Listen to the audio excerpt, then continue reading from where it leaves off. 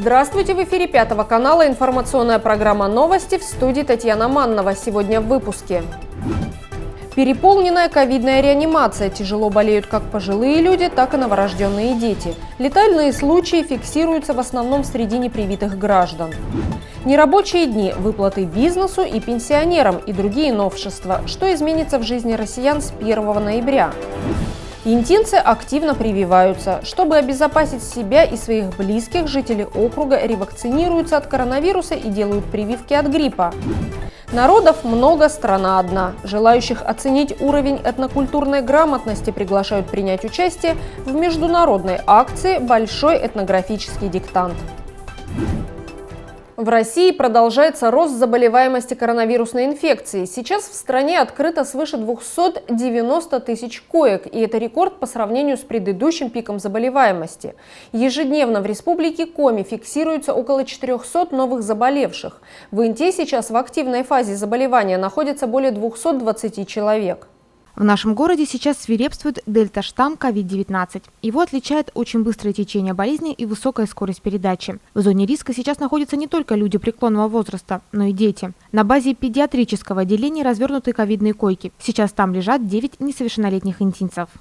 Очень много заболевших и много тяжело болеющих. У нас переполнена ковидная реанимация. У нас болеют тяжело дети.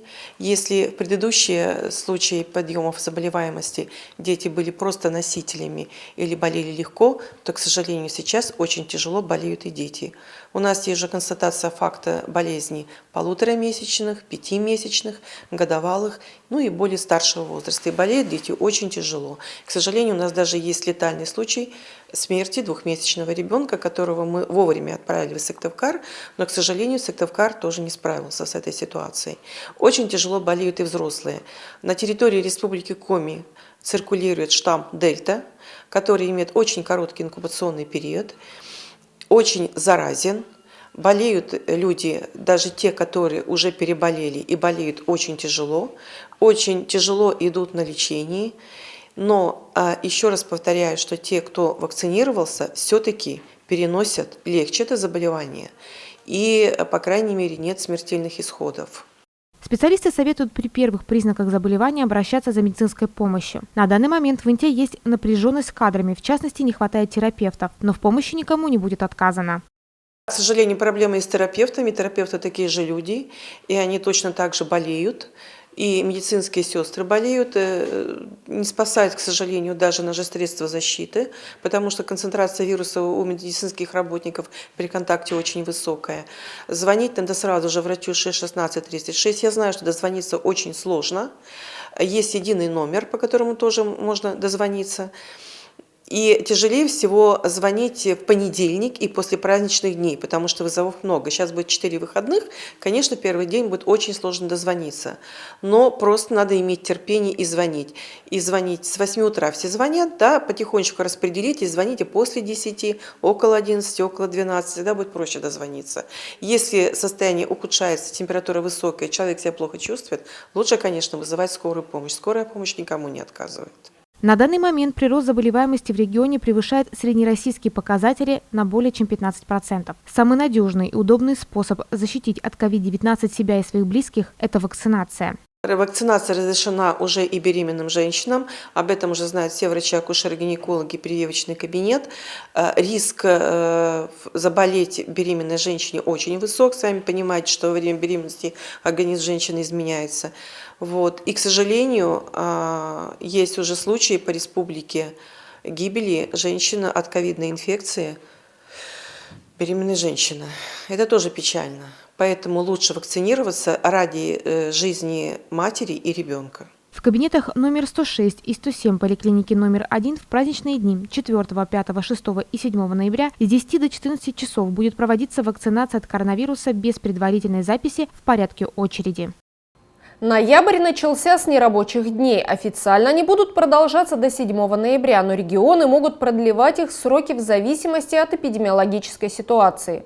Одновременно действуют ограничения на работу предприятий сферы торговли и услуг. Предприятия малого и среднего бизнеса из наиболее пострадавших сфер смогут получить гранты, чтобы частично компенсировать расходы на зарплаты в эти дни. Кроме того, в ноябре отдельным категориям пенсионеров повысят размер пенсионных выплат, а защитникам блокадного Ленинграда должны поступить единовременные выплаты в размере 50 тысяч рублей. Подробнее об этих и других нововведениях в следующем материале.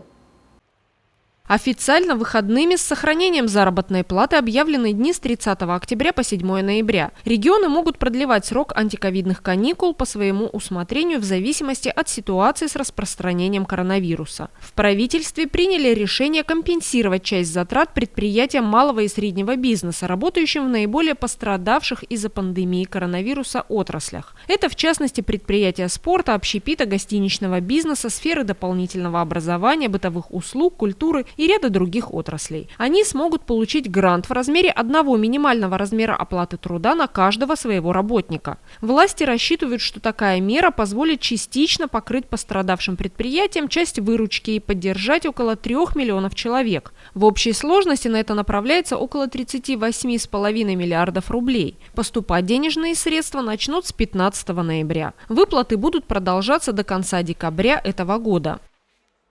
Сегодня завершим подготовку нормативной базы по дополнительным мерам поддержки бизнеса в условиях роста заболеваемости коронавирусной инфекции.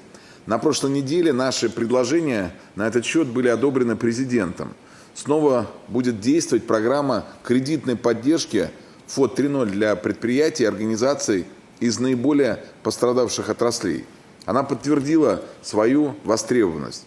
К 1 июля этого года было заключено более 16 тысяч кредитных договоров на сумму около 60 миллиардов рублей. Главная цель программы – сохранение занятости и операционной деятельности организаций. Ведь даже в период ограничений у них есть обязательства по зарплате, арендным, коммунальным платежам. Займ по измененной ФОД 3.0 можно будет получить на 1,5 года. Из расчета один минимальный размер оплаты труда на каждого сотрудника на 12 месяцев. При этом срок погашения кредита увеличится в 2 раза, с 6 до 12 месяцев. Важно, что в первые полгода можно ничего не платить, ни процентов, ни основного долга, а после, в течение 12 месяцев, погашать займ равными долями по низкой ставке, всего в 3% годовых. Выдача новых кредитов по ФОД 3.0 начнется уже с 1 ноября и завершится в конце года. На реализацию программы дополнительно выделим из бюджета до 20 миллиардов рублей. Кроме того, сегодня утвердим объем средств, которые направим на выплату грантов представителям малого и среднего бизнеса из числа наиболее пострадавших отраслей, а также социально ориентированным некоммерческим организациям. Это еще одна мера, которую одобрил президент, и общий размер помощи составит порядка 38,5 миллиардов рублей и позволит поддержать около 3 миллионов работников. Более того, расширим такую поддержку. Бизнес и некоммерческие организации будут однократно освобождены от налога на доходы по этому гранту и взносов в государственные внебюджетные фонды по заработным платам сотрудников, а те, в свою очередь, от выплаты подоходного налога с таких средств. Еще об одном механизме поддержки – социальном контракте. С этого года по решению президента такая помощь государства доступна по всей стране людям, которые оказались в трудной материальной ситуации. В некоторых регионах она особенно востребована. Правительство дополнительно направит 10 таким субъектам Российской Федерации почти 750 миллионов рублей. Бюджетные средства позволят осуществить выплаты не менее чем по 7 тысячам социальных контрактов. Больше людей смогут воспользоваться этой поддержкой. Например, открыть свое дело или получить полезные навыки, повысить квалификацию, чтобы найти новую работу, ну и в конечном счете улучшить финансовое положение. Граждане 80 лет и старше с начала ноября будут получать двойной размер страховой выплаты по старости. Защитникам блокадного Ленинграда в ноябре выплатят по 50 тысяч рублей. Решение о единоразовой денежной выплате было принято в сентябре этого года. Оно приурочено к 80-летию открытия дороги жизни, по которой снабжался город. Всего федеральную выплату должны получить более 75 тысяч человек, вне зависимости от текущего места проживания. На эти цели направят 4 миллиарда рублей. Выплаты должны завершиться к 22 ноября, когда будет отмечаться годовщина открытия дороги жизни. Об этом заявил премьер-министр Михаил Мишустин. Однако на федеральные деньги официально не могут рассчитывать те, кто прожил в осажденном городе менее 4 месяцев. По закону они не имеют статуса федеральных льготников. Кроме того, с ноября проиндексируют пенсии отдельным категориям граждан. В частности, повысятся выплаты бывшим членам летных экипажей гражданской авиации и отдельным сотрудникам сферы угольной промышленности. Сумма повышения зависит от среднемесячной зарплаты и стажа граждан.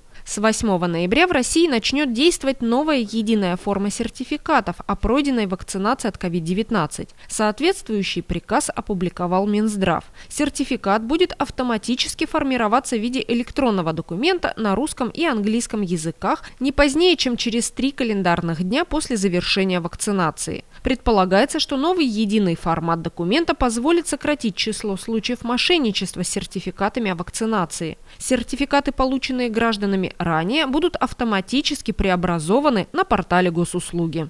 Более 20 интинцев перед выходом на нерабочую неделю решили воспользоваться услугами мобильного прививочного пункта, помочь своему иммунитету бороться с вирусом и не допустить болезни. Сотрудники мэрии и специалисты социальных учреждений сделали прививку от гриппа и ревакцинировались от коронавирусной инфекции. Мэр города Владимир Киселев в феврале этого года привился от коронавируса двухкомпонентной вакциной «Спутник Ви». Прошло чуть более полугода, можно спокойно ревакцинироваться, что и сделал глава округа. Для себя решил, что мне необходимо уже ревакцинироваться. Первую прививку я сделал в феврале месяце и сейчас прошел ревакцинацию. На сегодняшний день здесь более 20 человек. Это работники администрации и структур муниципальных. Кто-то делает от гриппа, кто-то ревакцинацию, кто-то все вместе. Считаю, что вакцинация необходима. Мы видим, что обстановка как в республике, так и по всей стране ухудшается. Поэтому считаю, что прививаться необходимо. На сегодняшний день с 30 по 7 сделали нерабочими дни. Сделано это потому, что именно ухудшается обстановка. И всех, конечно, призываю в эти дни оставаться дома, провести с семьей. Владимир Киселев считает, что бояться прививки не стоит. Каких-либо реакций организма и побочных явлений после введения двух компонентов у мэра Инты не было. Сотрудник администрации Наталья Потапова тоже является сторонником обязательной вакцинации. В этот раз сделала сразу 2 прививки от гриппа и прошла ревакцинацию. На двойную прививку решилась, потому что впереди нас ожидают длинные выходные. Можно спокойно отдохнуть. Да. Не успела сделать вовремя прививку от гриппа. Поэтому сейчас, когда появилась возможность сделать прививку, я ее сделала. От Спутник Лайт прививку сделала, потому что настало время ревакцинации. Прошло полгода с момента получения первой прививки. Наталья Потапова трепетно относится к своему здоровью и здоровью членов своей семьи. Первый «Спутник Ви» пережила без каких-либо реакций организма. Ревакцинацию она планирует делать каждые полгода, чтобы обезопасить себя от тяжелых последствий болезни COVID-19. Когда делали первую прививку, я очень ждала, что можно будет сделать прививку своему ребенку. Но за время, прошедшее, полгода, пока вакцинировали, для детей еще не придумали прививку. Мой ребенок повзрослел и стал взрослым человеком. Исполнилось 18 лет. Она тоже сделала прививку. И теперь ожидает ревакцинацию в декабре этого года. На данный момент в список подлежащих вакцинации от коронавируса добавлены кормящие матери и беременные женщины с 22-й недели. Они теперь тоже могут привиться одной из имеющихся вакцин. Активность населения возросла, и это мы отмечаем и по первой поликлинике, и по выходным дням работа в первой поликлинике. И к тому же у нас долгожданная новость, которую все очень ждали, очень хотели. Внесены изменения в инструкцию по применению ковидных вакцин и разрешено одномоментное применение гриппозных вакцин и ковидных вакцин. То есть одновременно в один день мы совмещаем две вот эти вот вакцины. Это очень удобно не только для нас, но и для населения. Не нужно никакие интервалы соблюдать, в один день мы делаем эти две прививки. Интинцы отмечают, что практика вакцинировать сотрудников прямо на предприятии отлична, ведь специалисты практически не отрываются от рабочего процесса. Медики приезжают не только в администрацию. Не так давно они побывали в школах номер 9 и 10 на Интинской ТЭЦ. Сегодня мы работаем в администрации города, прививаем мы от гриппа совигриппом и прививаем мы спутником Лайт. Это мы делаем ревакцинацию переболевшим или ранее вакцинированным. На сегодняшний день внесены изменения в инструкцию по использованию спутника Лайт, и он разрешен совмещать его с гриппом. Две прививки можно сделать в один день, но не более того. То есть в один месяц эти две прививки сделать в разное время нельзя. Делается только одномоментно. Есть такие интинцы, и даже, скажем так, они сами проявляют такую очень серьезную инициативу о том, что они хотят сделать вакцины две одновременно, для того, чтобы, время свое не использовать на оказание медицинской помощи, скажем так. Вот. И такие случаи у нас есть. Чаще всего это люди, которые очень заняты, у которых нет времени на посещение поликлиники дважды в месяц, поэтому они прививаются. Да, и здесь в администрации есть такие специалисты. На данный момент в наличии у Центральной городской больницы имеются такие вакцины от коронавируса, как Гамковид-Вак, Ковивак, Эпивак-Корона и Спутник Лайт. Какую именно делать пациенту, решает врач. У нас в будние дни работает первая поликлиника, 107 кабинет, функционирует до 17 часов. Можно прийти в любой из будних дней. Все выходные дни, включая праздничные, первая поликлиника работает с 11 до 14 часов. Мы проводим вакцинацию от ковидной инфекции в это время и от гриппа. После прохождения ревакцинации на сайте госуслуг в течение суток появляется обновленный сертификат с QR-кодом. Интинские волонтеры вновь помогают тем, кто на время нерабочих дней вынужденно оказался на изоляции. Акция взаимопомощи «Мы вместе» возобновила свою работу. Добровольцы принимают заявки и доставляют горожанам на дом товары первой необходимости. Всероссийская акция «Мы вместе» стартовала в 2020 году. В период пандемии, когда неравнодушные люди объединились для того, чтобы помогать тем, кто особо нуждается в этой помощи. Люди категории пожилого возраста, одинокие люди, которые не могли выйти элементарно даже за продуктами, лекарствами и так далее. По всей стране, в том числе и по республике, были созданы волонтерские штабы. В нашей Инте штаб был создан на базе муниципального бюджетного учреждения доп. Образования, Центр внешкольной работы. Значит, волонтеры ходили по адресам, доставляли продукты питания, лекарства, средства первой необходимости, помогали выносить мусор, выгуливать собак и так далее. То есть всячески помогать пожилым людям и одиноким. А в настоящий момент эта акция возобновляет свое действие, так как объявлен локдаун. В нашем городе также возобновил работу волонтерский штаб на базе МБУДО ЦВР. Вот. Сейчас зарегистрировано и действует 11 волонтеров.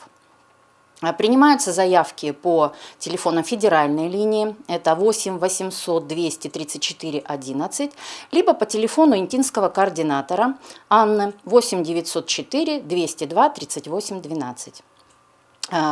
Люди пожилого возраста, одинокие люди, которые не могут позволить себе выйти, купить необходимые вещи, они могут позвонить, заявочку оставить по данным телефонам, и волонтеры придут на помощь. Неравнодушные интинцы могут присоединиться к акции взаимопомощи «Мы вместе» и стать волонтерами проекта. Для этого надо подать заявку на сайте мывместе.рф и пройти обучение. На данный момент в интинском штабе работают 11 волонтеров.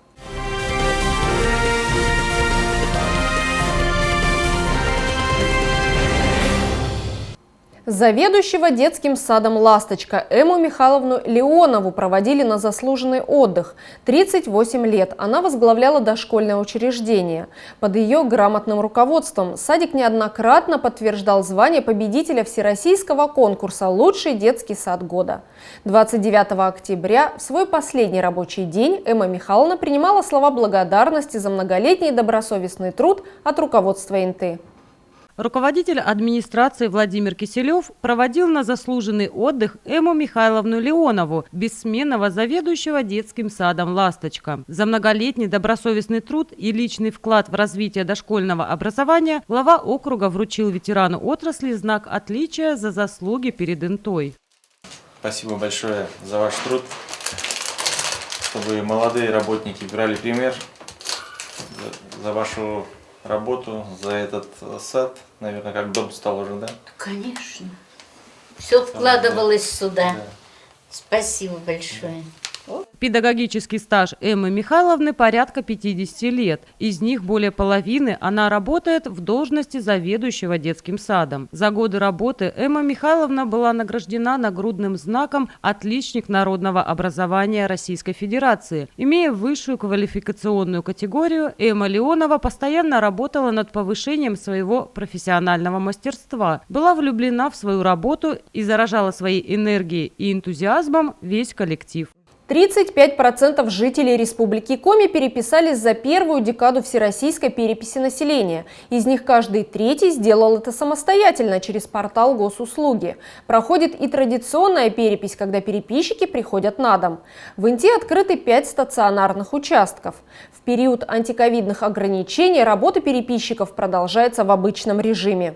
Впервые жители получили возможность переписаться самостоятельно на портале госуслуги. Перепись на портале показала, что население страны готово к новым цифровым форматам. Услуга оказалась востребованной. Напомним, что принять участие в переписи самостоятельно, заполнив переписные листы в сети интернет, можно до 8 ноября. Важно, чтобы при заполнении переписных листов респондент выбрал из справочника или ввел вручную адрес помещения, в котором он фактически постоянно проживает, независимо от регистрации и прав на это помещение. После завершения заполнения переписных листов респондент получает QR-код, который необходимо сохранить и показать переписчику. Параллельно с интернет-переписью проходит традиционная перепись, в рамках которой переписчики с планшетами лично обходят адреса и опрашивают жителей. Также люди могут переписаться на стационарных переписных участках. Можно в любой стационарный участок абсолютно прийти, как вам удобно, где ближе расположен к вашему дому.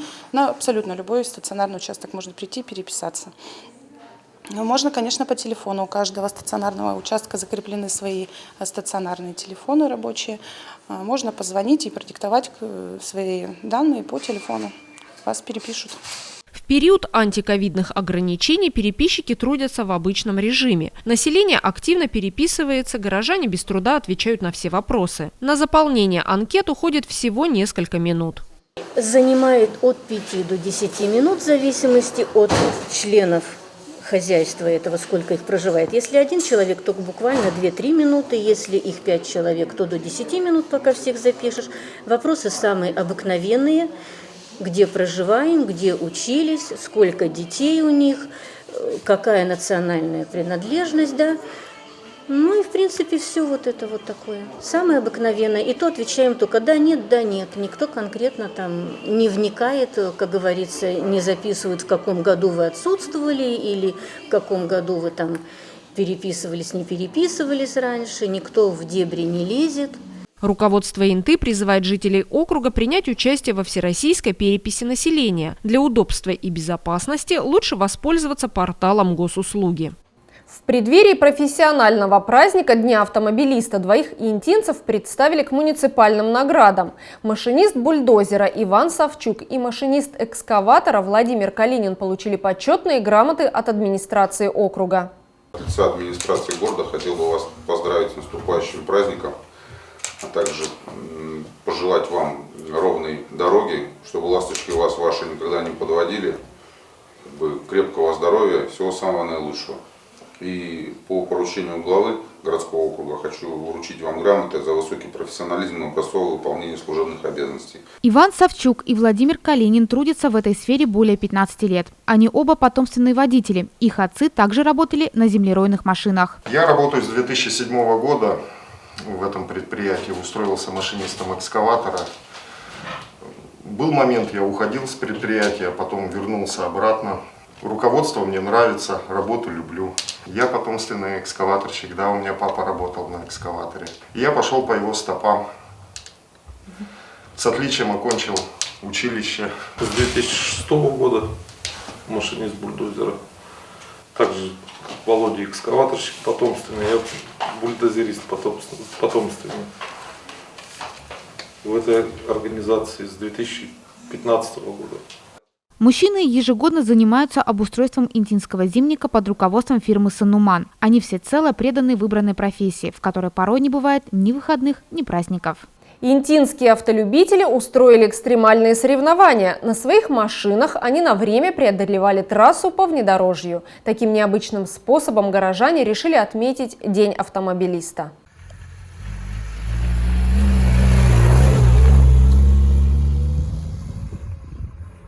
В погожий денек на территории бывшей шахты «Западная» собралось более 2 десятков машин. Не только участники соревнований, но и зрители, любители автомобилей и быстрой езды.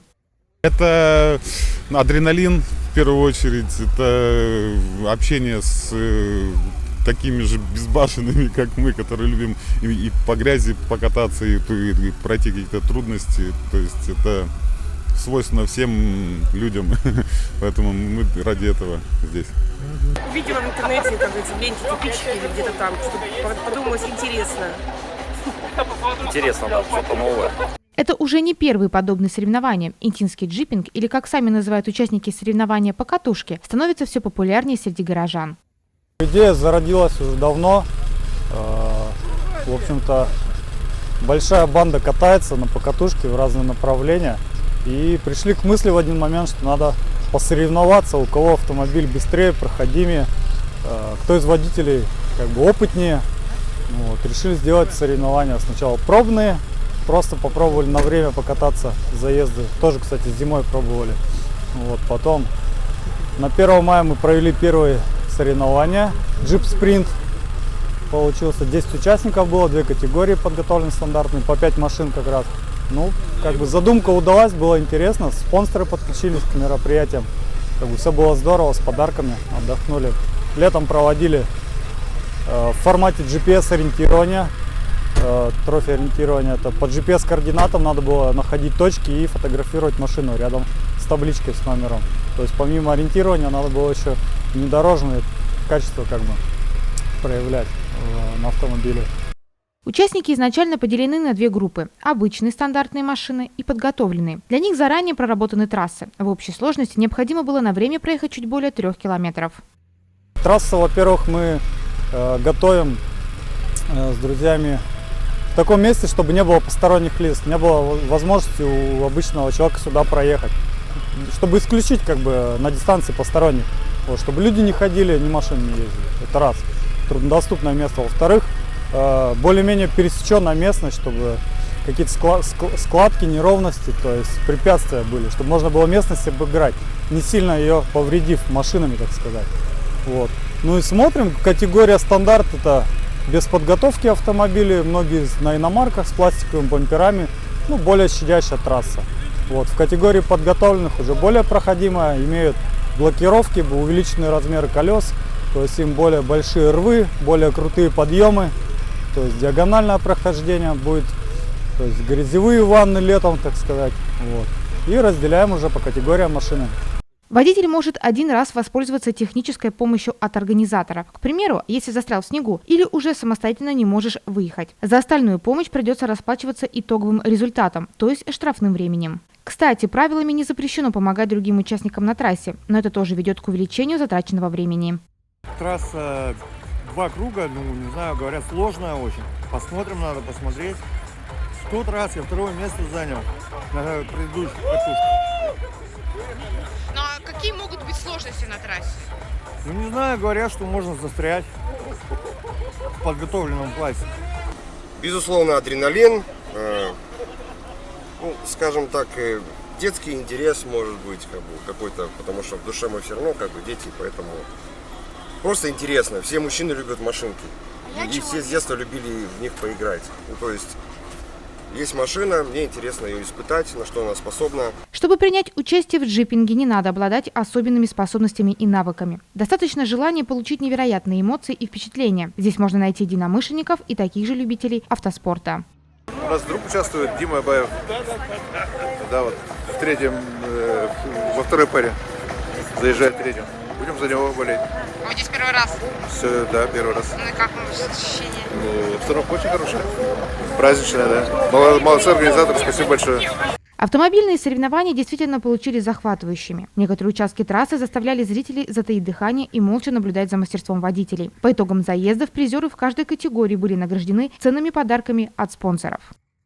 4 ноября жители страны отметят День народного единства. Из-за пандемии коронавируса большинство мероприятий в этом году пройдут в онлайн-формате. Многочисленные культурно-просветительские, патриотические акции, выставки и проекты направлены на знакомство жителей страны с богатством культурного и исторического наследия регионов России. Накануне Дня народного единства 3 ноября в каждом регионе страны стартует международная просветительская акция «Большой этнографический диктант». Его проводят в России с 2016 года. В диктанте 30 вопросов о народах России, их культуре и традициях, 20 общефедеральных и 10 региональных. На подготовку ответов участникам всех возрастов дается 45 минут. По сути, большой этнографический диктант правильнее назвать тестом, чем диктантом. Участникам предлагается выбрать правильный ответ из нескольких предложенных. 30 вопросов, 20 из которых общие для всех, а 10 подобраны для каждого конкретного субъекта России. Некоторые из вопросов содержат иллюстрации. Обычно диктант проходит офлайн и онлайн, но уже второй год подряд в связи с эпидемиологической ситуацией акция под лозунгом «Народов много, страна одна» проходит только дистанционно на сайте miretno.ru. К сожалению, в прошлом году мы писали тест онлайн в связи с ситуацией с коронавирусом, но в 2019 году писали тест вживую, офлайн. Я в это время была в столице нашей республики, в Сыктывкаре, и проходила тест в Доме дружбы народов. Разнообразные и интересные вопросы. Колоритная обстановка создавали такую необыкновенную атмосферу не просто написания теста, а атмосферу настоящего национального праздника. Я вообще большой любитель всяческих тестов. Не знаю, как вы, а я и в школьные годы любила учиться. Да и сейчас, будучи зрелым человеком, с удовольствием шевелю мозгами с помощью подобных проектов. Особенно приятно, что теперь мы можем это делать вместе с сыном. Ему тоже нравятся тестовые задания. Диктант направлен в первую очередь на то, чтобы привлечь внимание людей к этнографическим вопросам, истории, традициям и культурам народов, которые населяют нашу страну. Интинцы принимают участие в этнодиктанте с 2017 года, и с каждым годом присоединяющихся к проекту горожан, желающих обогатиться знаниями, становится больше. В этнографическом диктанте я участвовала всего один раз. Это в прошлом году онлайн, к сожалению. После того, как я прошла весь тест, весь диктант, я пожалела о том, что я раньше не участвовала. Это настолько увлекательно, это такие интересные вопросы. И ты вспоминаешь поговорку «Век живи, век учись». Оно так и есть. И отвечая на вопросы, ты понимаешь, где у тебя пробелы. Появляется желание что-то поискать, что-то и найти информацию, а почему так, а какие еще народы, какие у них традиции, откуда появились эти народы. Ну, конечно, самые интересные вопросы – это вопросы про республику Коми. Многого, опять же, не знаешь. Оказывается, вроде живешь, родилась, выросла я здесь, в Винте. И несмотря на это, есть пробелы, и пробелы, оказывается, не маленькие.